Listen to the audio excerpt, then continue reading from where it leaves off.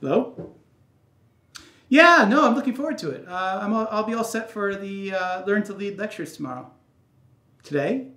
When? Now? Oh my goodness. I'm sorry, I'm late. I'll be right there.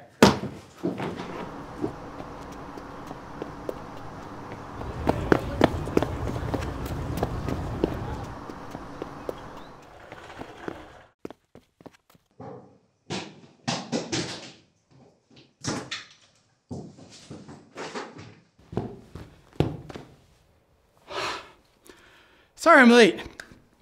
I'm Steve Most. I'm a cognitive psychologist here at UNSW. I study how the mind encodes, stores, and uses information. That's what cognitive psychologists do. And I'm a little bit shaky right now. My heart rate is going, a little bit sweaty. And it's not just because I was running. It's pretty nerve-wracking recording this and talking to you like this.